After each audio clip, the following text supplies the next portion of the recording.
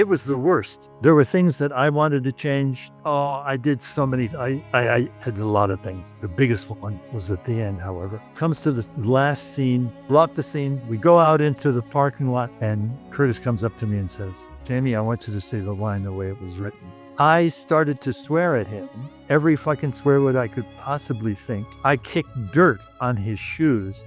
I punched a movie car in the window, and he just, with his arms crossed, I could just see him sitting there saying to himself, you idiot, you'll never work in this town. You don't say those lines the way I wrote them, you will never work again. I was wondering if you could tell me about the summer you spent in Sweden with your dad when he was directing that film. That's an interesting question to start with. I had gone to Middlebury College. I was in my freshman year. I joined a fraternity because Middlebury's a pretty small college. So if you want to meet anybody, you should belong to a fraternity. My father and mother came to visit the frat house the morning after a Saturday night puke fest. And well, I think my father was appalled. He didn't go to college, so I guess he had illusions that it was some sort of scholastic erudite place. And of course it wasn't. It was a mosh pit. So, but she said to him, Donnie, if you want to have an effect on him, if you want to set him up on the right road, why don't we take him to Sweden? Dad, my father was making a picture there with Ingmar Bergman's people from his company. Sven Nykvist was the cameraman, Maj-Britt Nielsen, Eva Dahlbeck. So I got to go over. I hadn't been abroad before, had I? No, I hadn't been first time. And we lived in a wonderful apartment on a little island, just out of Stockholm, called Lidingö, which is where their famous sculptor Melis had a permanent display called Meliscotton. And I went to watch my father work, and I had conceived of myself as being a race car designer and having fast cars. And so that was my ambition. But then I got to look at these people. The Swedish ladies were very pretty. My father was very intense, very focused, but I had enough maturity, not very much, to recognize that this was the opportunity, and that this, since it interested my father, if I ever wanted to make an impression on him, I didn't. This wasn't unconscious, but unconsciously, I probably thought, well, I can do this. So I did, and I enjoyed it immensely. The picture, I think, turned out pretty well, written by a friend of my stepmother and my father, Patrick O'Neill. Patrick O'Neill had replaced the original actor who only wanted to get laid. I learned the sophistication of the movie business, and got this guy who I think he was an alcoholic, but also a delight, absolute delight, good actor. Watched them for a while. Didn't get lucky in any way, and enjoyed this stay in Stockholm a lot. When I got back to Middlebury, I said, "The hell is this? Designing sports cars. I'm going to go in the theater." So I went to the theater department. They thought, "Oh, it's John Cromwell's son. He should know what he's doing." And they put me on the light board, and I fucked everything up. And then I left. And he came up to see me to try to dissuade me. And I said, "Dad, I want to be in the theater." And he said, "Well, don't be an actor. You're too damn tall." Which is probably something that my father had said to him. Somebody had said to my father, because he was very tall at that point, and all the leading men were, 5'8", 5'9", and he just dumped this little turd on me to invalidate. Now he didn't know he was doing this. He didn't have any idea. Can't blame him. But it got me. I left Middlebury. I went to New York. I got in the HP studio, Herbert Berghoff, Uta Hagen studio. I did a play with Uta, directed by Herbert, with a wonderful cast. was started. And I would have had a completely different career, except my dear friend, I had promised him that I would go with him to Europe that summer, which is the next summer. And Herbert had um, got me a part in Andersonville Trial, which was the play that he was doing, and I would have been a standby. I mean, background. I would have been background, but only for a while because the guy who had a little scene was leaving, and I could take over the scene, which meant I would have gotten my equity card. I would have been in New York. I'd have come in. I've gotten my sea legs in what it's like to work on Broadway. Take the onus off of the energy and pressure of what it is to work in New York. I would have been confident. Instead, I went to Europe and chased girls for a summer, and then But even so, I mean, when you got into TV, you still found success relatively quickly. Like, if I correct me if I'm wrong, but you booked All in the Family almost right away, and then shortly after that, that led to Hot L Baltimore. yeah, well, I got my first TV series, which was All in the Family. My first film, which was Murder by Death, and my first commercial. I think I got them all in the space of 2 weeks or something. And I thought, gee, well, this is a pushover. I could do this. And they were all pivotal. Murder by Death bombed at the box office, but later became, sort of a cult film. It's a delightful film. It was an amazing experience to work with all those people. And then All in the Family, which I knew nothing about. I had gone down, a friend of mine, Eric Severite's son, we went to college together at Middlebury. And so I went to see him, and he took me down to introduce to the casting woman for CBS. And she looked through my resume and found the one thing that I actually sort of massaged a little. I did play Claudius in Hamlet, but I was as an understudy. So I went on a couple times. And that's how I got started. And then right away, I went to the hinterlands to work in regional theater, and did that for 10 years. So I was going to ask, when did you realize that the business wasn't going to be quite as easy as you thought it was? After booking all that stuff in 2 weeks, you thought this is a cakewalk. Like, what was the moment of truth, and you realized maybe it's not going to be quite this easy? Well, I learned very quickly I didn't want to do commercials. Incapable of selling product, totally unbelievable. I, I could sell if it was a Jaguar or Bentley or so, I could sell those, but dishwash liquid, I couldn't. I didn't. I didn't know how to do it. So, and the television, I went right from All in the Family. Basically, I think not too much. While I was doing All in the Family, they had gotten the okay to go ahead with Hot L Baltimore.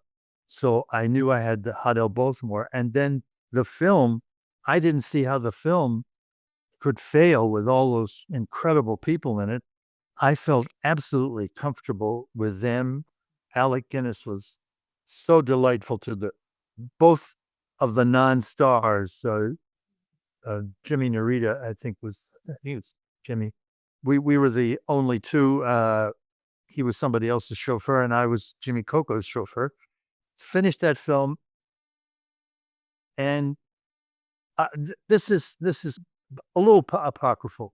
We were all everybody but Jimmy Narita and I were invited to Ray Stark, the producer's house, Humphrey Bogart's old house, to have a screening of the movie for the the greats and near greats of Hollywood. So we went. It's quite a nice story. I was met at the door by Ray.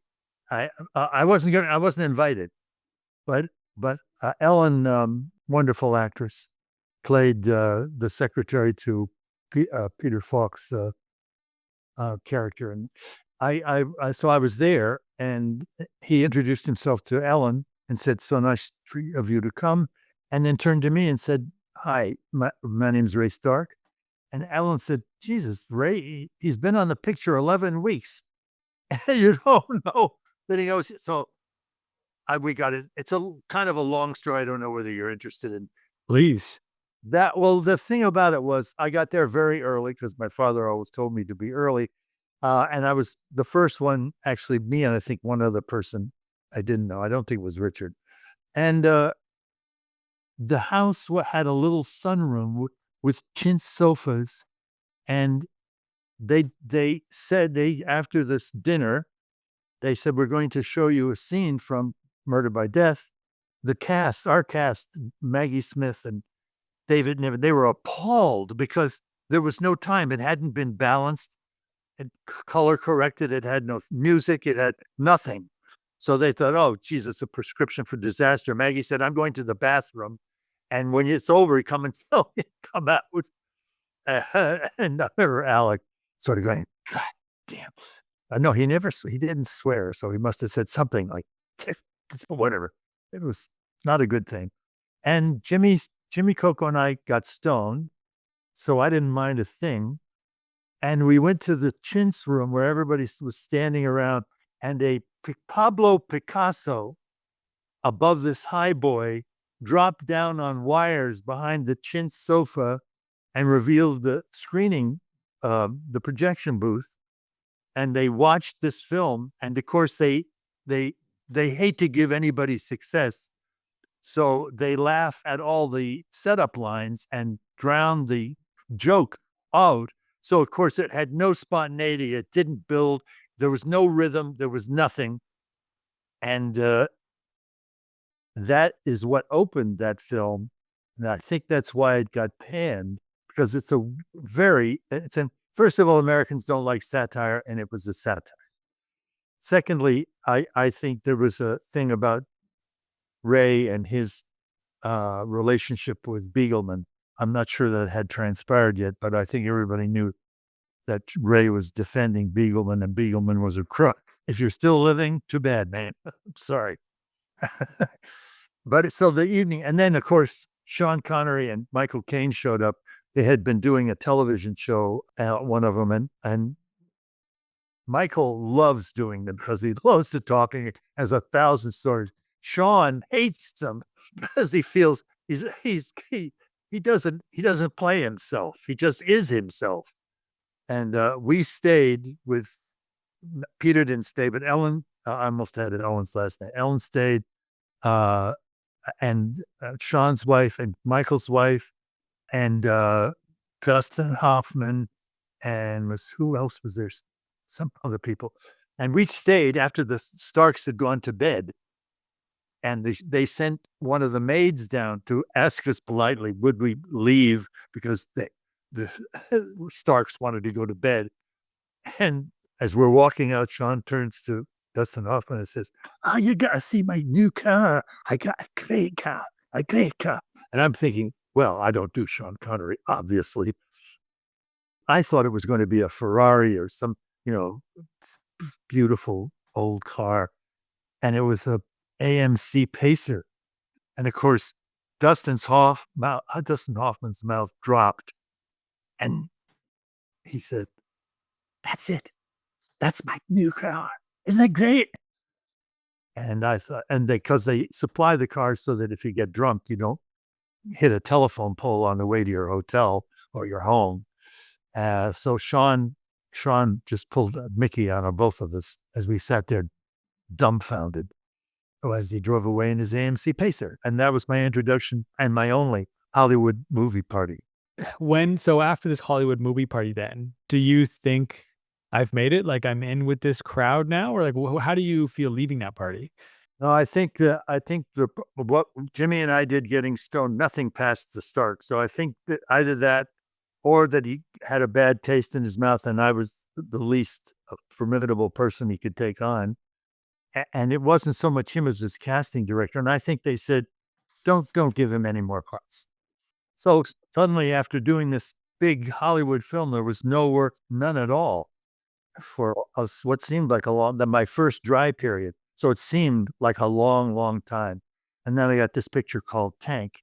But at that point in Hollywood, if you had been in a major motion picture and you went back to television, it meant your career you were no longer acceptable to the Hollywood film community. And so it it was tough. I didn't have a family yet, so it wasn't as bad as it could have been, but it was, it can be a really cold town when it turns on you. Why did you keep going? Like, why did you just keep showing up? What allowed you to persevere and continue? I'm stubborn. I'm slightly stupid. I don't look forward. I only take what's right presented to me.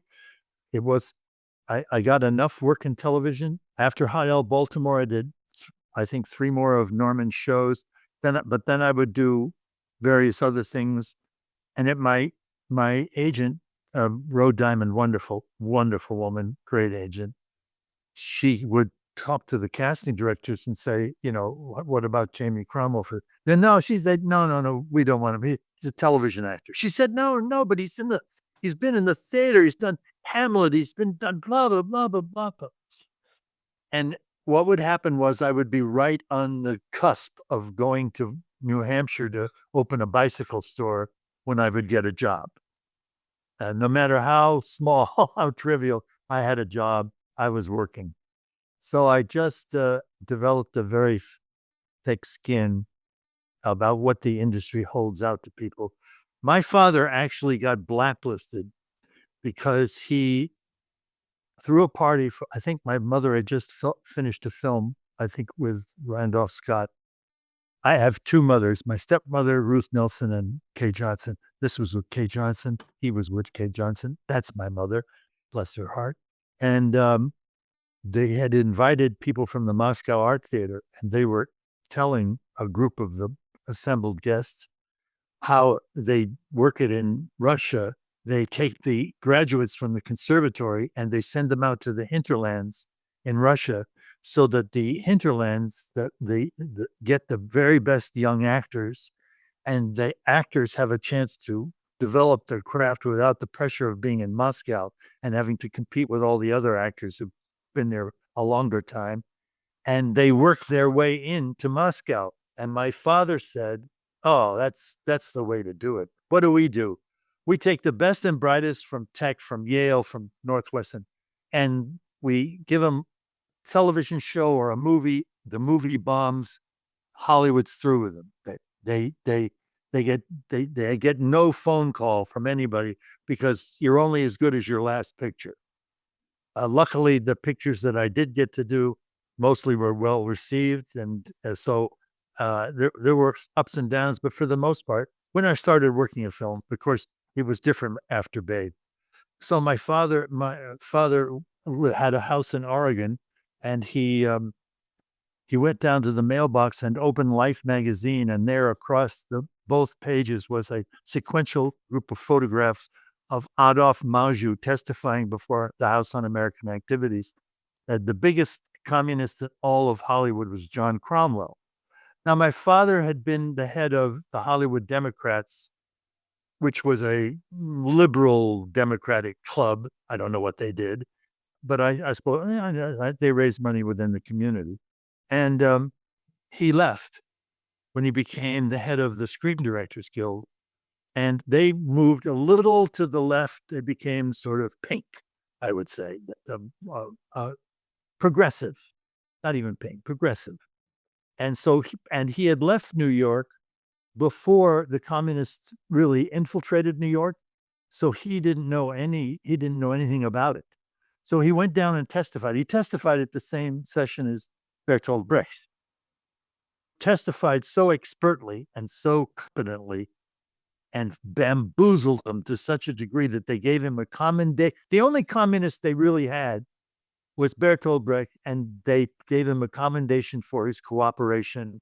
He walked out of the hearing room, got in a taxi, went to LAX, and flew directly to Germany, didn't even go home. And my father testified.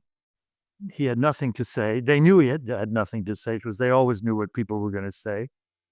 And they sent an emissary from the committee to Sam Jaffe, my father's agent, and said, listen, there's nothing wrong with John. He's fine. We just would like them to come down to the meeting and apologize. And Sam Jaffe said, you're not going to get John Cromwell to go apologize to anybody. So at that point, everybody on the lot, he was working at Paramount, cut him Not everybody. Some wonderful actors stood by him, but they all cut him, wouldn't talk to him. He went through hell. And so they decided there was no more career for him there. So he went back to New York where he had started, and he was in a play with Henry Fonda called Point of No Return, and he won a Tony for it. So his career, he didn't have a bump either. He went back from that play to Sabrina Fair to Mary, and then they decided they would go join the Guthrie Theater Company for its opening season, and they did. It sounds like it doesn't affect me, but I always wonder when I had a number of films in on my resume where I had a good parts, nice parts, and there was one actor on the committee at the Academy who had his eye out for me and turned me down, I don't know, 3 or 4 times until I got a nomination for Babe, and then they can't turn you down. Then if they're gonna, like, not have you there at the ceremony, they want you to be a member so you don't stand up and say, "Perfidious performance." The one thing I've heard you say about your career is that it's all written, and I'm curious what that means. I don't know if I applied it to or somebody applied it for me, to everything is written. We don't know how to decipher it. Some people do actually. They're very focused and very open and very courageous and very connected to them, who themselves, they can see what's in front of them and they don't lose their perspective. Some of us who have childhood issues and, parental issues, and we're now in our maturity supposedly, and we should be working these things out, are really projecting our own neuroses onto other people and other situations and making a mess out of it. So I was in the club where it was one time a mess, one time something worked, and then 2 messes, then 2 things worked. It is written, we make choices, and choices are, when it's put into action, that's karma. That's what it is. So it is written because all the elements are there for you to take an intelligent guess as to where it's going. But some of us are not mature enough and not connected. Who we don't know who we are. So we run it through the filter of, does this help me in my career? Is she the right lady to marry? Blah, blah, blah, blah, blah. So yes, it's all written. It should give you some perspective on it when you come to terms with it, which to some degree, I believe. I don't think I've ever. I've turned down very few films, so I think I have a fairly sanguine view of what it is, and not expect. I still flinch a little when we have a dry spell like we're having now. Everybody in LA is evidently going berserk because I don't know what they're doing. I think they got a problem with their real estate actually, but that's another subject. You said you haven't turned down many roles. You almost turned down Babe initially when it was offered to you. But speaking of it being all written, correct me if I'm wrong, but the storyboard artist had drawn your face in the Farmer Hoggett storyboards before you were ever even cast, right? Well, it certainly looked like me. And actually, that I was trying to remember her name. There's a casting director, was the casting director on the film for the 2 hires that they were going to get supposedly in America to give this film a little American, so that people would not just think it was an Australian. Don't know what's wrong. Nothing wrong with Australians. And she just believed in me and just wanted me to have that part. So she set up an audition where I improvised with Chris Noonan, the wonderful director, and I stumped him. He couldn't, because I love doing. I did a Cockney. I didn't do the dialect that was appropriate, but at least what I did was I gave myself a mask. I gave myself, instead of doing me and feeling exposed before him as the director in judgment of me, which always used to sort of tweak my "fuck you" attitude. I thought, well, this, are you all right, Gov? Yeah, sure enough. The life. And I felt very comfortable and I got the part. And the woman that I auditioned with, who was an ex-girlfriend of mine, I think George Miller, the director, said, too many Americans. and I got in. He was never pleased. He always wanted this. He wanted it to be all Australian. And Chris knew that if he didn't put his foot down and get one hire of his own, he would have not a leg to stand on when confronted by George. And he knew he was going to be confronted by George at some point. From all the research I've done, George is fiercely loyal to Australia, and we've seen that throughout his career. But I've heard you describe Babe as magic from day one. Like the set was magic from day one. I'm curious, like what the environment was like when you were making the movie. Well, it started out because we did a makeup test, and wonderful makeup lady from the BBC in London. And I had grown sideburns. I have no idea why. I don't. It just occurred to me one morning. Oh, let's do sideburns for no reason, but I got very attached to them. And George showed up at the screen test, and as he was walking out, he didn't look at me. As he was walking out, he stopped, turned, and looked at me and said, "Lose the sideburns," and started to walk away. And he was so gruff. I said, "No," and he stopped. I don't think he's not used to people saying no to him. So we never said another word for the entire fucking till the production was over and in the can.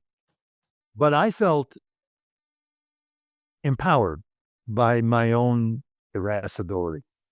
That fact that I didn't just eat shit and do what was asked of me. And the sideburns were good. They were good. He just wanted control.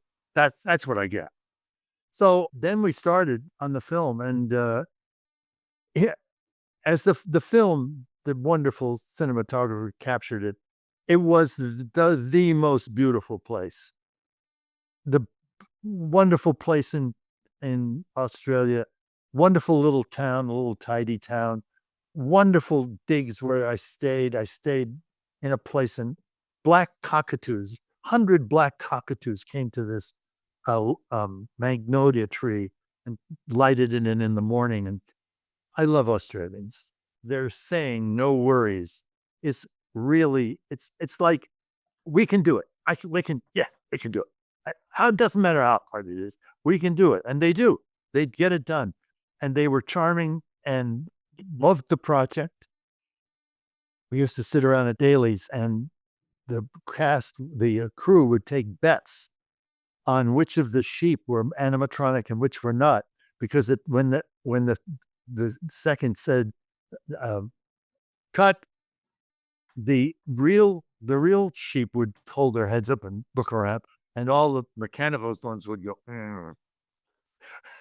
So, and then there'd be a big cheer, and the guys would win, and it, it was lovely. And then the makeup lady caught everything about me. I didn't actually look so much while she was making me up, because she, as most makeup ladies do, knew every little bit of gossip that happened every day, and who was doing who to what. And I really enjoyed listening to her. And I got out from my first scene. I'm supposed to be fixing the gate in some way. And I was acting. And Chris came over. Only thing he ever said to me in the whole shoot, he said, "Less." It's like, I can do less. I can do less. So I did it again. He seemed to be pleased with it, and I sort of got what he wanted. He wanted this taciturn figure who is as surprised at being touched by the humanity, the anthropomorphic feeling of wanting to be, having a destiny and wanting to be something that you are not, but that you are willing to fight to get finally. And of course, I didn't pay much attention to the script. Actually, Magda Szubanski had to explain to me the importance of the first scene, which I was not in, of course, but I missed it. I missed the threat. I missed the step. When I saw it, I think I got a glisten of it. But she said on an interview, she said, "No, no, no, no. They're going to kill. They could kill the mother, and they're going to do the same thing. They're going to fatten up the pig." And I said, "Oh." Oh, is that what happens in this movie? But it got sweeter, closer, delightful. Chris and I worked on the song. We had to shoot it the next morning. He hadn't picked a song. He had Saint-Saëns' Carnival of the Animals in his mind, but he had no lyric. So we worked together the night before to make this thing. And then he said, he had said to me, "Can you dance?" And I said, "Of course I fish tush." And so we got this woman who taught classical dance for the Sydney Opera, court dances, and she she picked out some moves that were very indicative. It wasn't a court dance at all. I think this was one of the times that George was appalled at the choices we were making. But the dance turned out to be the dances, of course, in real time in the shooting, much longer. George cut it to smithereens, but maybe rightly so. He just gave him a soup song of it, and people love it because it's filled with joy. It has such a wonderful bridge from the pig being this wild animal, now being sick and being consoled by a man who now not only is interested, but who actually loves this animal and cares about this animal and wants the animal to succeed. And all of this went on, and I didn't have many lines, so it was no pressure on me. Didn't have any long speeches, anything. All I had to do was look, basically. And then at the very end of the picture, which is a longer story, it all came coalesced into a moment, which is I think the best thing I've ever done on television, and also one of the most moving. A lot of people are still moved by it. Can you tell me the story around that? You said there's a longer story there. We had if you remember the film, there was a viewing stand, a Victorian viewing stand, and it had 200 to 300 local townsfolk in there coming to see this sheepdog contest. And the second AD was a delightful young man. He kept telling jokes to the 300 people all day long, so that it kept their spirits up, and he was hilarious and delighted. So by the time, of course, we did the scene, got that scene, that audience loved us and supported us, and it was their movie. And so the pig goes out. I say, "Away to me, pig." The pig walked out alone, and he's shooting wide. So you can see this viewing stand, you can see the people watching this little pig trot out across this vast bit of land, and then say something, and then turn around, and the sheep turned around to its cohorts, said something, and turned around, and then the whole group moved in unison. You can't do with sheep. You can't get sheep to do that. They'll fall down on purpose. But this woman who, one of the many trainers there were, she had worked for months to get these, and they did it perfectly the first time. And they went through all the barriers, and then they came, and I opened he said, just unlatch the latch, push the gate open. The sheep went through the gate. I turned, opened, closed the gate. The latch went shunk, and you heard that on this pitch. And that audience there on the viewing stand went berserk. They had never seen anything like this ever. So that was the big scene, and that went really well. And then I had to do the last lines. I said to Chris, "Where do you want me to do? Where do you want me to?" I knew what the last moment was. I said, "Where do you want me to take it?" He said, "Take it right into camera." So of course, I was made up the way I was made up, with just the little veins and some lighting. The magic, very little. I think he told her less too. And rolling action. And I went and I turned and I looked, and there was a big piece of glass over the front of the lens. So it was like a mirror. And I looked at it, and it wasn't me I was looking at. It was my father.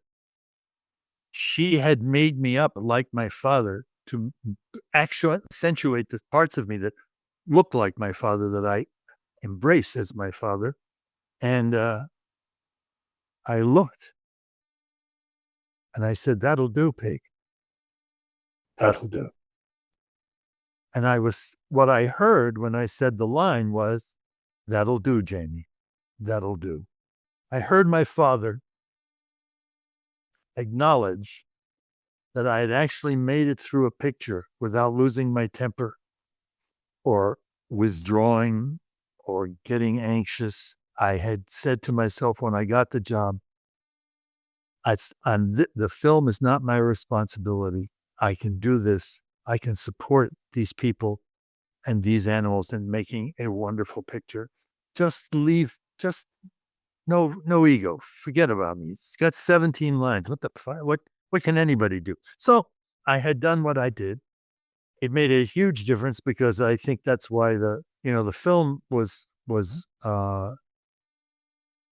they wanted to shelve it practically. To them, it was useless, and they paired it with Apollo, whatever that 13 is it, or the one with Hanks, which got of course, they had the screenings in Houston, and they give they put them up in the best hotel rooms, and they get whatever they want.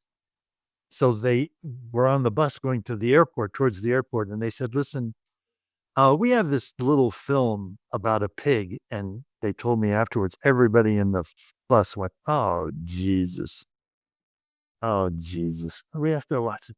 They said, "Well, we don't know what we're going to do with it." And when they saw it, I suppose half of them didn't get it. Half of them did get it. And Siskel loved it. He just loved it. And he gave it a wonderful review. They opened it in a small theater in Santa Monica in the middle of the afternoon. They did no merchandising. They did no publicity for this film. They just opened it. Of course, the people who saw it loved it. The trick was, as I was sitting in the audience, that a joke came that the pig made, and I heard adults laugh. And I thought, "Oh, we got him. If they can get over their self-consciousness that they're watching a piece of pure joy and have a good laugh while they're here because it deserves a laugh, then it's going to work." And it did work. When was the last time you said the final line of the film? Because from my understanding, you tend to not do it when people ask you to because it's on the film there, you've said it there, and you don't like to repeat it very often. Well, you can't repeat it. Then it just becomes dead, and it ruins it for me, and it ruins it for somebody who hears it, and it serves no purpose at all. I will do it for children. They don't follow it anyway, so it's okay. But no, just I feel like the street organists, street grinders monkey. "Oh, say it again. Make my day." That's what I'll do the next time. Make my day. Oh, were you in that? Can you tell me about the moment when you found out you were nominated for the Oscar while you were on the set of The People versus Larry Flint? Well, I paid for my own campaign. $60,000 I paid to get placement in. I think we only did Variety and the Hollywood Reporter or whatever it's called. So I thought, yeah, we have good placement, but they're, I had a big kerfuffle with the studio. I wanted to do the sequel, and I had found out that Dick King Smith wrote, I think, 150 stories about this pig.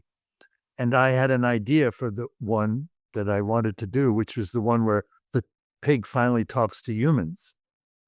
And so I called somebody, I think I called the press representative for George, for the studio. And the woman said, "Well, Jamie, I think George is going to do another one." I said, "No, no, no. His publicist told me he doesn't ever want to do another film, blah, blah, blah, blah."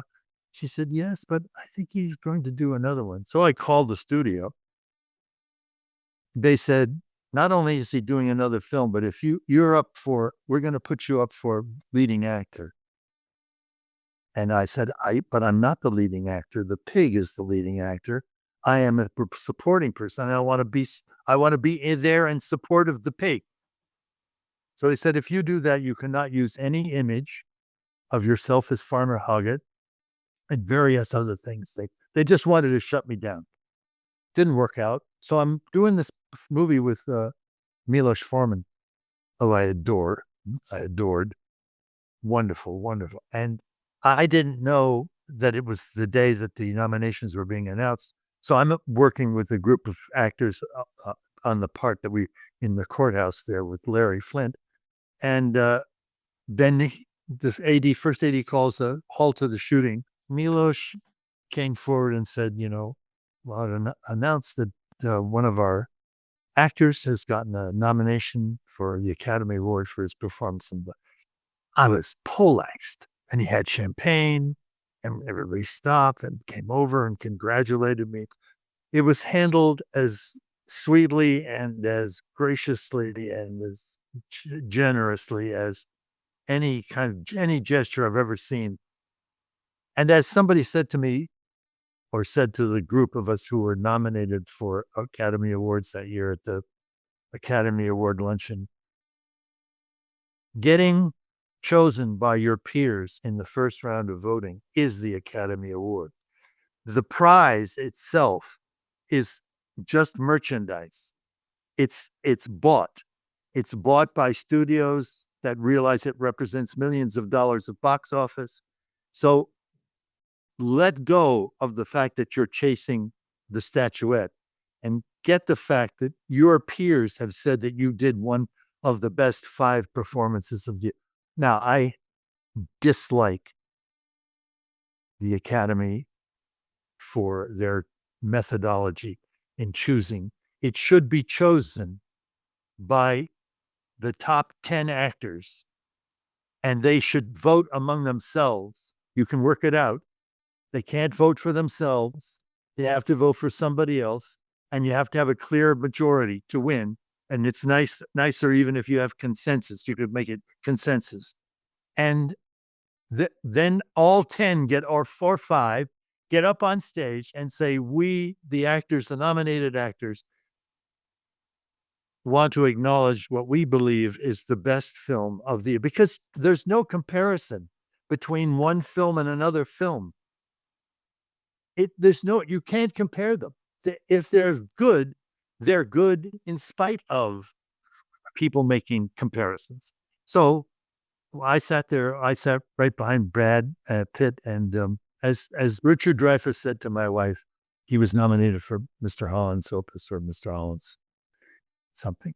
He said, I have just enough hope to be miserable. When the cameras are not on that group, they're really nice to each other. Everybody gets out of their seat and goes up to one of the nominees and said, loved your performance, the best of luck. It was very sweet. Brad Pitt was sitting in front of me, and he had perspiration. He was so nervous. And so they announced it, and it was a relief. And he turned to me and said, I feel a lot better, don't you? And I said, yeah. What did we know?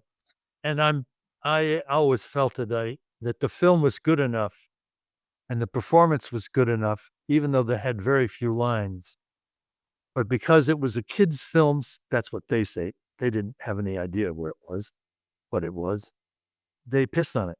They just said no. And because they arranged these things, I listened to an interview you gave, I think a year or 2 after that Academy Awards ceremony, and you said that once following the success of Babe and the nomination for the Academy Award, the quote is you began to have a career and get a sense of what it is you wanted to accomplish. And I'm curious, when you got into acting, what was it that you wanted to accomplish? It wasn't what I wanted to accomplish. I wanted the opprobrium of my father. I wanted to do something that he did without directly becoming a director, because I trained as a director, and that was my idea, was to be a director and follow his footpath. but I couldn't get jobs as a director. It was very, very, there are very few openings, especially in the resident theater.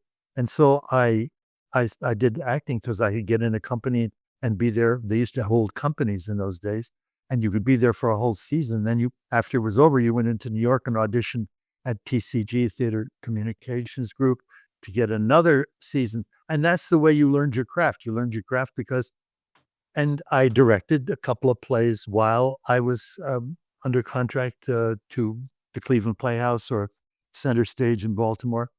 I wanted to be seen. I wanted to have I wanted to have a voice. I wanted people to do something that people enjoyed and that they recognized was a piece of work. I get I get just the right amount of acknowledgement from the movie going public about the work that I do, but it is always couched in, I really like your work. They'll sometimes explain a little further by saying, if I see that a picture has your name in it, then you're in it, I know that I'm going to like that picture and I go to see the picture. So, because look, I'm a character actor, but I'm not a character actor. Inside, I'm a leading actor. But I'm tall, big nose, balding. So I don't actually I don't fit the brief. It's given me a lot of freedom, but I tend, no, not that I tend. I usually am who I am, no matter what the film is. But there is a difference between LA Confidential, Babe, The Green Mile. There's a perceptible change because, of course, I'm doing another character, but I don't do makeup. I don't have a walk. I don't speak out of the side of my mouth. Right in this. Because I have no idea whether that's going to be. You'll laugh me right out of the audition. So, so what you see is what you get. Wilfred Hyde White asked to do something when he first went to Hollywood. He was a wonderful character actor in Britain, and they asked him to do something. He said, "No, no, no, traveling light, just the one character. Don't ask me for anything else. I do what I do. You know what I do. You hired me for what I do. Now let me do it." And so how did your career then change? If this is what you do, people know what you do. What you didn't change after Babe, from my understanding, in terms of how you approached the role, how you approached acting, but yet there was a seismic shift, I feel like, in your career following Babe and the Academy Award nomination. So, like, what changed? Was it like a perception change in the industry because you got nominated? Like, what was the result of being nominated for an Academy Award, and what was the impact it had on your career? Well, the first impact was that Curtis Hanson, my agent, called me, and so I've been nominated. The awards haven't been let out yet, given away yet, so I didn't know who won. So she said, Curtis Hanson, who's doing this film, wants to see you. He said, "Oh, God, thank you so much for coming. It's a real privilege. I really loved your performance. Great, you got a nomination. I wish you all the best. And I'm delighted because I think this role is perfect for you, just perfect. Listen, would you mind terribly just reading a few lines?"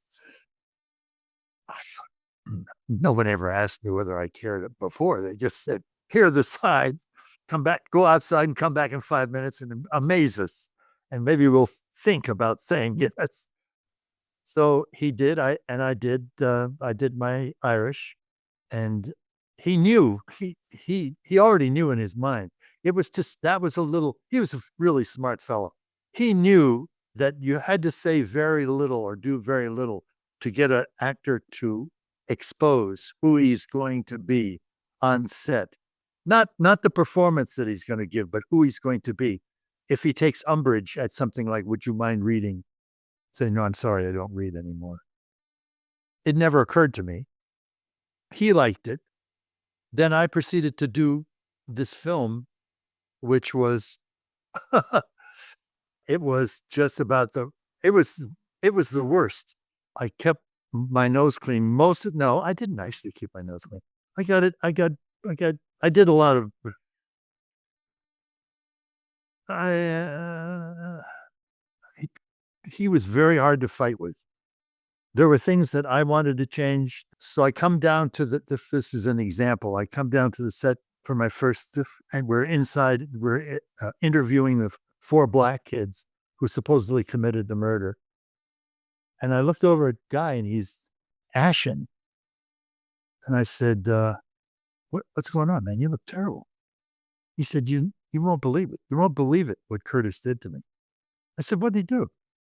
He said, he called me up on the phone and said that he regretted casting me in the role and that I wasn't good enough, that I couldn't do it. I said, what the fuck did he do that for? He said, well, Curtis was a consummate player of the human spirit, the human resistance. And he knew that Guy was being a little too effete, a little too polished, and he wanted the cop in that scene. So, and Guy, I'm sure he figured it out for himself, did it, and Guy can do it, and he gave a wonderful performance. And there were a lot of things like that I had a beautiful scene in the bar with Russell, and after we rehearsed it, Curtis came up to me and said, Jamie, I'm going to cut these 3 pages out of that scene. I don't need them. So when we shoot, we'll make this. And I thought, don't lose them. Don't lose them. Curtis, I learned this thing it's all of a piece in my mind. I'm just afraid that if I don't do it all together, I won't be able to get to the place that you're still thinking about including. And he looked at me like, you idiot. I'm going to cut it anyway in post. So you're going to force me to shoot the whole fucking scene? Where you go? Which I did. I forced him to do that. And then Guy and I tried to get things, every once in a while, we try to get things changed. I had asked my acting teacher, Milton Katselis, wonderful, wonderful, wonderful teacher, because I'd come in with all these ideas to show to Curtis, and everything I asked for, and from the first rehearsal to the day of shooting, I would ask for things, he would always say, just no. He wouldn't explain it. He would just say, I say, I'd like a cat, carry a cat in this scene. No. I'd like to slick my hair back. No. So this is also, it's a good story. Kevin Spacey, the Academy Awards have been given out. Kevin got his. He arrives to the rehearsal in his new Mercedes-Benz with his assistant with him and a cell phone, one of those big, tall, crappy looking cell phones. And all I'd gotten from Curtis was no. So I thought, so this will be interesting. And sure enough, they got to the point where I shoot him. I say, have your benediction boy up? And Kevin stopped the rehearsal and said, Curtis, Rollo Tomasi, he knows and you're screwed, you're fucked is a really bad line. The audience is way ahead of you. They already know that. They know who these people are. I thought, oh, shit. Now what happens? Sure enough, Curtis gets up out of his chair, walks around the table, stands behind Kevin so that Kevin can't see him, and says, Kevin, I want you to say the line the way it was written. And Kevin says, hey, it's your picture. I'm just telling you, it's not necessary. So we get to the read around the day before we start shooting, and it's still in there. And I said to Kevin, what are you going to do? He said, I'm not going to say it. I've been in this. He said, I've been in this business 40 years. No one's ever said no to me. They say, we'll shoot it both ways. And let the director decide in post whether he feels the scene deserves to be included or is necessary for the film. So we shoot. Guy Pearce and I did so many, I had a lot of things. The biggest one was at the end, however.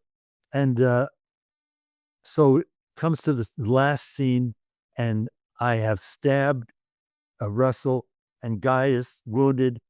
And he says, Rollo Tomasi. Now, I know the actor James Cromwell that my character has done his due diligence, and there is no Rollo Tomasi. Otherwise, he would have found him. So it's a fictive made up. I don't know what the story is, but it's not, I don't have to worry. So he says, Rollo Tomasi. And instead of saying the line, who is he? I say, what about him? At the end of the rehearsal, guy says to me, you going to say that? I said, yeah. He said, do, it's great. It's much better. Say that. So we get to the rehearsal, shoot him. Have you benediction boil? Rollo Tomasi.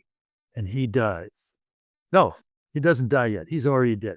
He said to me, Rollo Tomasi, and I say, what about him? Shoot the scene. I mean, block the scene. We go out into the parking lot, and Curtis comes up to me and says, Jamie, I want you to say the line the way it was written. Instead of doing what Kevin did, which was effective, I started to swear at him. Every fucking swear word I could possibly think. I kicked dirt on his shoes. I punched a movie car in the window. You fucking, it went. And he just, with his arms crossed, I could just see him sitting there saying to himself, you idiot, you'll never work in this town. You don't say those lines the way I wrote them, you will never work again. I did it the way he wanted to because I knew that.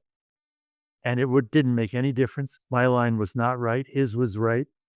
In other words, I didn't know that film, and I didn't know who I was in that film. And I'm lucky I got away with it. We've talked about Bay. We've talked about LA Confidential. I was wondering if you could tell me about making Green Mile. I actually watched it last night for the first time. I'd never seen it before. It was a beautiful movie, but I was curious about your experience making it. Well, the story of my life in Hollywood is punctuated by confrontations with different directors. A lot of them I should have avoided. I thought it was the best screenplay I had ever written, that I ever read. It was, Frank was incredible, wonderful writer. And I read the novel, and I was struck by the fact that in the novel, that it was actually David who kept it all together. His character kept it all together. And Tom's character was off balance and couldn't cope with what his urinary infection, what was happening in his marriage, and the way everything was devolving at the death row.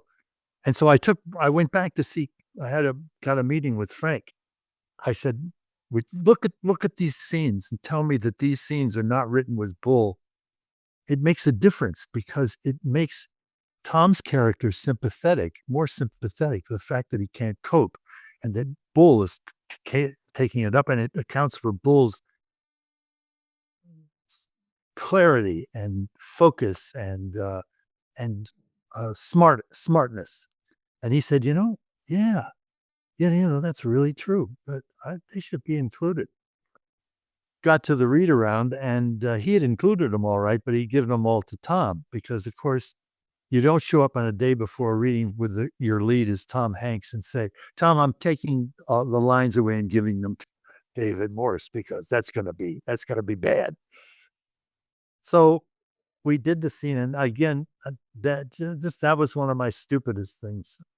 I thought I've forgotten where, Pennsylvania, I think it was. And I thought I went away to do Babe, to do something with Babe. It was a 2. And I was learning the lines in Australia, and I came back, and I thought that if I did it right, if I broke down in front of on camera, when I was told that my wife, when I had to tell Tom Hanks that my wife was dying of this disease and nobody knew what it was, I thought if I play it right, I can get another Academy Award nomination. Very bad thing to do. I learned it really well, and sometimes it would work and I would break, and then other times the same preparation would not get me over the hump. And I came to shoot the scene with Tom, Tom watched the rehearsal. He didn't say anything. He just watched the rehearsal, sort of making a measure of was I smart enough to have a fallback? So that's something that John Travolta taught me. If you have a plan for the scene, but if it doesn't work out, you have a plan B. And if you go to plan B, it may not be as good as your plan A, but in the middle of the shoot, middle of the take, it will let go and let plan A will come spontaneously up. So you don't put focus on it and thereby frustrate your ability to call forth the emotion you want to have. I couldn't do it. So I couldn't do it. And Frank did everything. He's not, I wouldn't say he's an actor's director. He's a writer director, editor director, director director, and he learns and he's very decent. So we didn't get any argument out of it, but I had that scene where I ducked. I ducked behind my hands because I wasn't, and I couldn't get there. He knew I couldn't get there. Tom knew, and I knew. As the movie went on, that made me pretty damn depressed that I had spoiled a very good role for a stupid, stupid ambition.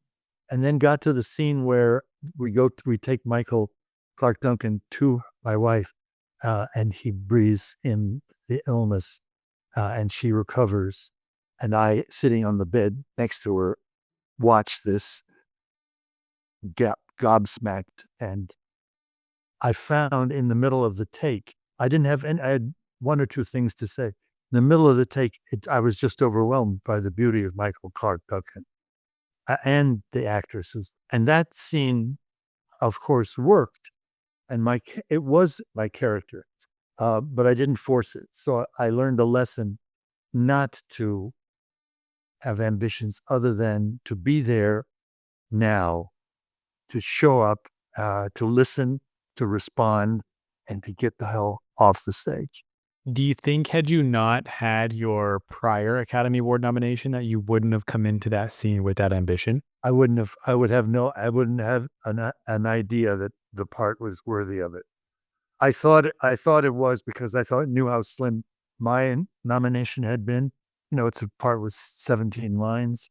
And I thought, well, this one is more, and he's got an issue, and the issue is poignant, and that's right up your alley, and you have the capacity to do it. And I thought, I'm not breaking any rules, but I was, because I was violating my own rule that the work comes first. Whatever you get out of it afterwards is, for the most part, meaningless, but it certainly is an impetus to do anything. Was there any level of pressure following the success of Babe in the nomination to try to outdo that success? Or does that add additional pressure to you into future roles? Well, I think after Babe opened and then LA Confidential opened, they had a problem with me because even though I'd gotten an Academy Award nomination, look at me. I love to do street characters, but I don't look like a street character. I don't have the face, the physiognomy. So they didn't know what to do with me. So they made me the president. I kept doing president after president after president because who cares? Not a president, president conference included. I think I would have had more humility. I might have listened. I might have actually asked Tom what's wrong with the scene, because it's a very simple thing. If you fight not to let go and have an outpouring of emotion, it's much more compelling than the audience can create, which is something that I knew from my teacher. The audience can create the emotional reaction because they're telling the story to themselves. They're making up their own story. They don't know what's happening in that bed. They don't have a handle on it. It's the movie has suddenly shifted. It's now shifted from a realistic film portrayal of a death row to the fact that Christ has come again in the body of this immense black man, this quiet, sweet, dear man. And it was him. He did the he did it the right. Michael did it the right way. Michael was told by his agent that should not go to audition because he didn't have the chops to do the role. Luckily, Michael, then I think Michael may have said it to somebody who was doing some other big picture, action picture. I don't know whether he asked somebody or I'm going to say he made it up on his own bat. I can do it, which is I'm going to play it like an 8-year-old boy, as if I were 8 years old and I was asking. And it was a magnificent performance. I think he deserved the Academy Award. And I could have learned from that. Should have learned from that. If they'd shot it out in order, I might have changed my mind, but I didn't. So it is what it is. What's something you still want to learn about acting today? I don't know that I'd say that you learn it. It's a gift. It's like grace. It is the moment on stage when there is no, you are not there. You're there and you're thinking, and you know that it's James Cromwell and you know what the theater is. But right now, when I'm talking to you, I'm not aware, I'm not a conscious of my investment in myself in any way. I am totally and completely invested in the other and watching for any nuance that will allow me to put a different frame around my next line that I would not have had if I did not listen. So the simplest thing is to learn to listen, to let go of the yama yama that goes on in our heads about, am I good enough? Can I do it? Will I remember the line? Fuck that.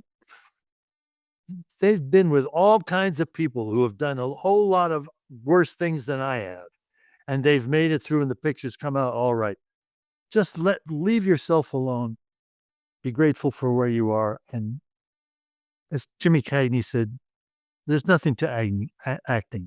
You just plant your feet and open your mouth. That's it. How I'm curious the balance of you have to be fully present in the scene, but you also should you be cognizant of the audience, I guess? Is that something that you consider while you're performing? I do, but you aren't. You think you are. I love working with the lights up so I can see the audience. I really feel more comfortable when it's me talking directly to the audience because there's so much positive energy coming from they want you to succeed. They want to be amazed. They've gone to the theater to see something like that happen, where the connection between the audience and the actor is such that the audience is breathing in harmony with the actor. As he takes an in breath, they breathe in. As he says his line, they breathe out. That's a symbiosis. That's and that can be learned. The really good ones can learn to do it. It's in the timing and the focus. So I don't think you learn that so much. Which your question was, what do I still think I have to learn? To get out of my own way. Nate. That's basically it. There, as you know, life is at this point of view, from where I stand now, I have the same issues as I have had all my life. Some have been resolved and they're not as painful as others, but the inability to give yourself permission to stamp your own ticket, to show up, to contribute, to get out of your evaluations is a ongoing struggle. And you have reach a certain point where you have less and less confidence that you will be able to muster up the moxie that it takes to listen not only to the actor, but to the audience. That's listening. That's not listening with your ear. That's listening with your entire body Is it feeling the wave of energy that's coming? Do you feel it as support? Do you put that support into the line that you say? Do you breathe in their breath? Do they breathe in yours? It sounds a little airy fairy, but it's not. It's real. I know what it feels like. I know what it looks like, but I can't always do it. I think I understand. I've talked to people in the past and I've said how like art when done well, I feel like is an exchange of soul because you're putting a little piece of your soul into that art. And if it's done well and the audience receives it, they're taking that little piece of your soul and kind of making it a part of their own. Why did you say that the confidence gets less and less as you get older and older that you'll be able to do that? You've done your shtick you have to do shtick. Sometimes it's just required. And you've done it so often that you tend to abbreviate. You tend to not give a moment its due.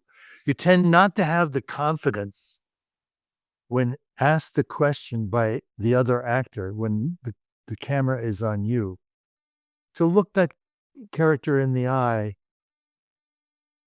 and I'm not doing anything now. I'm just looking. Then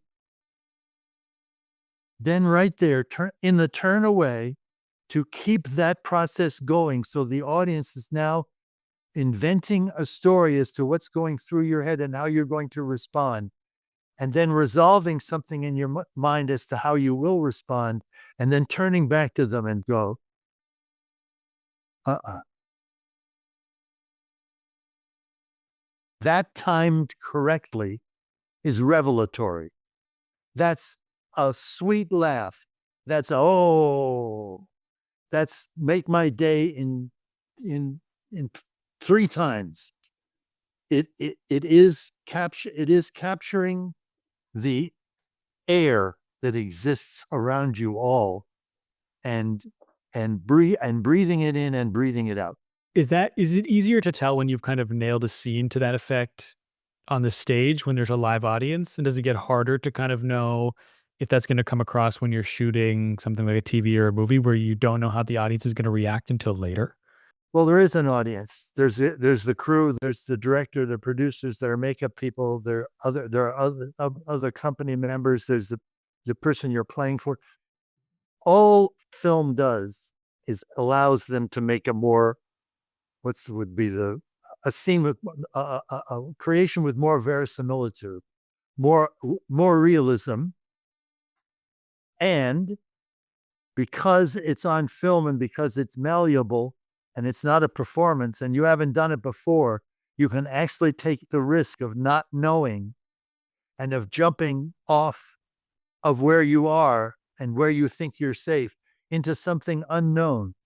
My Milton Kitselis said he was one of his first pictures he worked with was with Josh Logan, and Shirley MacLaine was in the thing, and she had an entrance into a scene where she had to have Christmas presents all wrapped in boxes, and she had them right up to her chin, and then she had to reach down and grab the door handle and open the door. And as she did, of course, the boxes would fall. She'd have no control over it, and she'd either fall down or she'd get up or she'd say something that came to her.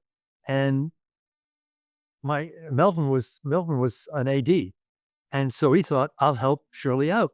So Josh Logan says, action. She goes, walks up to the door, starts to go for the door handle, but he gets there first and opens the door, and thinking that she'll go, okay, and go. But of course she goes, fire that guy. Fire. I don't want to see him. If I see him again, I'm gonna slap his, because she knew what she wanted. She wanted some spontaneity that she couldn't get any other way except putting herself at risk. I'll do something stupid, you know, it won't be right. It doesn't matter. The the trick is to do it. To see, I love to improvise. I can improvise. I just you don't get I don't get asked to do it. Character actors don't. They have to push the story along. So they get exposition and exposition and exposition, which we taught up with characters and voices and makeup and everything. Whereas the leading man just stands there and looks at you like this and then turns away into the, and the audience stays right and the camera stays on him, doesn't move at all. And you had this beautiful monologue, and they were cutting here and cutting there. So these are, I don't that demean them to call them tricks. They're what happens when Duza, you know who Duza is? No. Duza was an incredible stage actress at the level of Meryl Streep, and yet a divinity. And she used to do terrible plays written by her lover, who was a fascist. And everybody knew they were terrible plays, but she had a scene in the third act, which was a knockout. The people would come to the theater with their children and they'd have picnics, all while the play is going on. They weren't paying any attention. Then, when the third act would come, and that moment, that scene would start, the kids would all be asleep. They'd all be sitting on the edge of their chairs, and out of Duza's mouth would come pure poetry. Like when you're doing Shakespeare. Shakespeare is not just acting, not just the regular acting of embodying a character. It is supporting a mind that has created the language that exists as the dialogue, which is pure poetry. Poetry has rules. It has a structure. You can't violate that. But if you come in harmony of it, those words work like Sanskrit words, which resonate the chakras in our body. Those words elevate an emotion to another level. Saying those words, you are Shakespeare. He actually stood on a stage saying the exact words, if you're playing the ghost in Hamlet, that are coming out of your mouth. It would be possible to embody him for just a fraction of a second and actually be in the globe saying something about your mother. I've forgotten the line. Thought I'd never forget the play, but I do. But that's basically it. Do you ever think about your own legacy? No, Why not? what I don't even know how the word legacy applies. It's all shadows, mate. It's shadows on a wall. It is for the education and entertainment, in the best sense of that word, of an audience, to take them on a journey, to relieve them of the pressure of a world that is gone absolutely insane, and to try to fill them with hopefulness and a sense that their voice counts and that they make a difference, and that the only way to accomplish what they want to accomplish is to do it nonviolently, to respect each other, to listen to each other, to have compassion for each other. So if that has anything to do with I've never, I articulate this in my private life, but I haven't gotten the chance to. The babe was the closest, because there wasn't anything to do. I had to be there, and I had to admire those animals, even though I couldn't speak their language and they couldn't speak mine.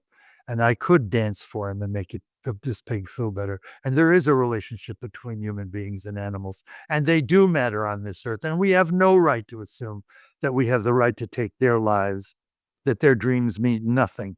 And to tell me that they don't have dreams is simply bullshit. So if my legacy is that you can do this job, which is basically amoral, and yet have an ethic that communicates to the audience that you mean what you say, then yeah, sure, I'll be delighted if that somebody. Yeah, he was good. What was his name? The tall guy. Tall guy. I know he's tall, big nose guy. I have to ask about one guest role you had on a TV show in the 70s. Just because growing up, I lived with my grandparents for a while, and every day I would come home from school and I would hear the same tune every day. And that tune was the theme song to MASH. And so I was curious if you could talk about your experience just working on MASH. I was called down to audition at 20th. I think I knew one of the producers. Did I know him? Or did I just meet him? I think I just met him there. And I had never seen the show. So I didn't know about anything about it. In fact, I didn't even know it was a comedy. So my character was this practical joker in Korea during the hostilities. And I played it as serious as shit. And the, the producers and the director were gobsmacked. What's he doing? He's insane. Does he think that's funny? And I didn't. And the producer was a nice guy. He came up to me afterwards and he said, I've had directors say to me twice. You're really interesting. And they mean it in the Chinese way of, hey, we live in interesting times. I did it for the director of Virginia Woolf, Mike Nichols. So I did an audition for Mike Nichols for the real thing, and was playing with the lady that I always had the odds for. And I thought to myself, because I was doing a play downtown, Hamlet, I think probably it was, and some of us used to get stoned and go and try to do it. I learned not to do that, but I thought, listen, if I take this coke on a joint, I'll feel much more comfortable because Mike's going to be, you can't see him, and I'll be distracted by this very beautiful lady standing next to me. But I unfortunately took 2 tokes. My mouth went dry. I could not find my place on the page. I had no idea. And and he didn't stop it. He did the whole fucking scene, which he hadn't done to anybody. And so he came down the thing and said, "You are a really interesting actor. Thank you very much for coming." I thought, this man is close to insane, and I want him out of the theater before he does something completely inappropriate. Because I then got Angels in America and Mike. What was the story about getting it? I didn't read. Mike offered it to me. And here I am playing Roy Cohen. Now, I sort of know about Roy Cohen, but I don't. And so we have this scene. There was the scene where he goes to the doctor and is diagnosed as having AIDS. And it's a very long, very powerful scene to show how powerful Roy Cohen was when dealing with ordinary people, even though this guy was a Park Avenue doctor. And so I feel great, we rehearse the thing. I'm watching Al. He does his thing. I do my thing. And then we kind of go away for the night. And Mike says, listen, Jamie, Al's got this incredible speech, and he's got to dress from his T-shirt and underwear to socks and garters and pants and a vest and a tie and a boutonniere, and then he's got to cut a cigar. So would you mind it if he did his first? We'll shoot him his way all day tomorrow, and then the next day we'll shoot yours. I said, no, that's fine. So we shot, and Al was, not only did he never miss a line, he never missed a piece of business. And he remembered exactly the thing that after each take, that he wanted to go back and take a look at. He was so focused. He's so focused, so completely in that character. So the next day I do mine, and I get there, and I said to the AD, he said, you want to order lunch? And I said, is there an Indian restaurant nearby? He said, yeah, there's a wonderful Indian. He said, I'll get you Indian food. What do you want? So I told him, ate the lunch. After lunch, I go up on set. As we start to rehearse, my mouth starts to get, I don't know whether it's the turmeric or something. It got so dry that really I almost couldn't talk. At that point, realized how fucked up I was. I started to shake, so much so that I could not hold the pen on the piece of paper. And I could not remember a line. I didn't have, it was nothing there. And I tried and I tried and I tried. He'd do stop. We weren't shooting it. So I think we shot once. I don't know how I got through it. It was as painful as anything I've ever done. And then we went backstage, Al and I, to and make an entrance out of the room where they diagnose you into his office. And Al reached up as just before Mike said action and tapped me on the shoulder like to read, it's gonna be okay. You'll be okay. I went out, did the same thing, shook like a son of a bitch, muscled the lines from somewhere, and thought, I'm fired. I'm fucking fired. I expected Mike to come out and say, Jamie, thank you very much, but I'm sorry, mate.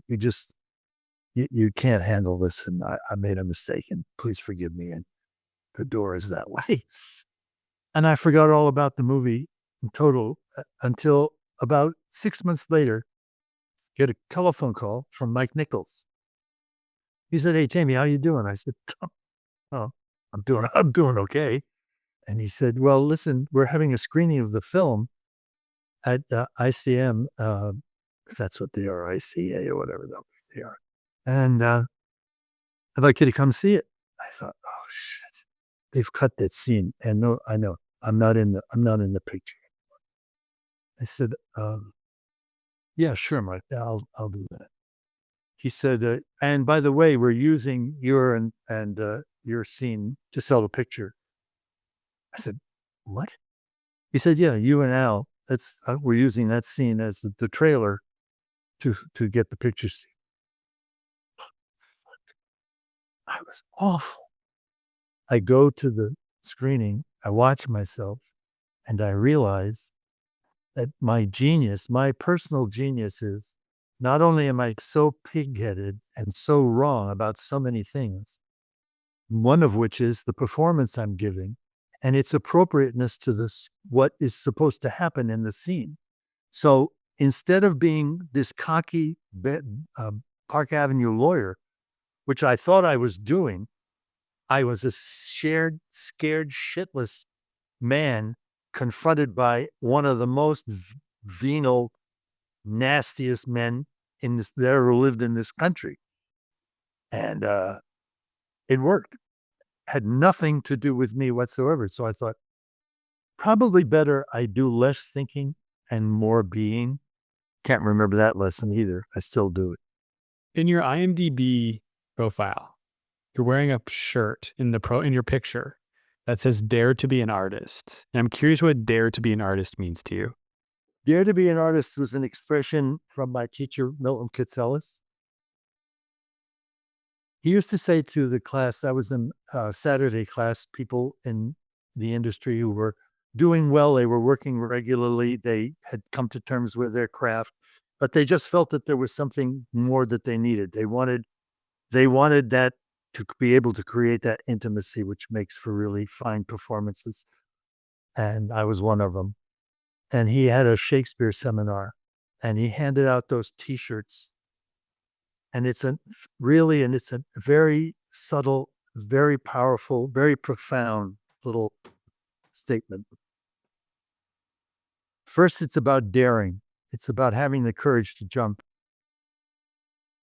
off the bridge and see what happens. Play every moment as though it's your last moment. Play every moment as though it's the first time you've ever heard it. Play every moment as if the most interesting thing is the person you're working with and you don't know what you're doing there. So dare to be an artist. An artist, what is an artist? That is the question that every one of us who work in, I hate the word industry, but and I hate show business, who work in film or who work in the theater. What they want to be is the artist you recognize spontaneously in Picasso and Braque and Vermeer and Bach and Mozart and Stravinsky. You recognize the transformation of a small individual consciousness into an embrasure of the entirety of the world, to hold, as Blake said, the world in the palm of your hand, to see the world in a grain of sand, to hold the world in the palm of your hand. To be an artist, first of all, takes the daring, but it also takes the, as Milton would say, that the 90% perspiration that this industry necessitates, and the 10% of talent, which hardly ever gets called on to be exposed. Mostly it's grunt work, do your work, show up when you don't know, act when you're nervous, be truthful to what you're feeling, recognize your part in this, is that you're part of a company, you're part of a group activity meant to enlighten people. So dare to be an artist is a speaks for itself. My final question that I ask everybody at the end of every interview is, what does it mean to you to do art well? You get very little chance to do art because the focus of the industry is not on art, it's on what the word industry stands for. Industry is the creation of a product to be sold for profit by incurring the least possible expenses. That includes the labor that made the thing that you're selling, and to take all credit for what you're selling and no credit at all given to the men whose perspiration and talent are the ones who produced the object in the first place. So, do you know the movie The Horse's Mouth? No, I haven't seen it. You have to see this picture. This is what this picture is about. You don't know that you're doing art while you're doing art because the focus is not on doing art. It's about being fully self-expressed and in the moment, and with the lightness of touch and the directness of your relationship with that brush and that the the the canvas that is a screen on the what's so of you and all the world at this moment. At this moment, it is all the world. And that first line, who's ever drawing the line, from whoever it is, it's always about catching the moment where your being is expressing itself through whatever medium it is, and is organized in such a way that an audience like this, the relationship, I know I'm sort of, it's a hard question. The relationship of the viewer to the painting is different for a picture painted with oils or whatever medium otherwise, and and photographs. Hockney, one day in his studio, opened a drawer and found all these Polaroid boxes, because he takes pictures after he finishes a painting, takes Polaroids of it and sends it to his agent so his agent can begin to see who he's going to pitch it to. And he had said, maybe I can make something out of this. And he took, in the course of a day, pictures of a stop sign in the middle of the desert, moving the camera just so much that it was a different point of view and a different light and a different understanding about spatial relationships. And then he did the whole thing like that. And there is a dialogue that goes on between the audience and the artist in that process, and in the process of acting on a stage, and in the process of being photographed by a camera. There's a point in which, out of the chaos and the inexplicable complexity of what we experience and walking life, we only use 10% of our brain, and that not very well. And even if we used all our brain, it isn't the organ in our body, which is the thing that motivates us and directs us and carries us. That's the heart. When the heart is engaged in that process, what is transmuted to another audience is, we are stardust. This is not it. What is it? Is this moment, which exists in eternity and will always exist and always has existed. I know it sounds airy-fairy, but it really isn't. It's really this is cutting edge physics. Once they get rid of string theory, that's because that's a dead end. Once they get back to actually doing physics, we'll come to terms with some of these things, the connection that we have with all there is, and all there is manifest in who we are, and to embrace that and to celebrate it and to communicate it and to enjoy it.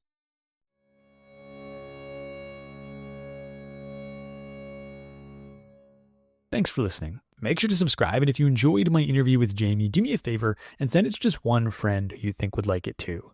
And if you want even more from me, you could subscribe to the Artwell newsletter at the link in the show notes. And now, go do your thing. Whatever it is, do it well.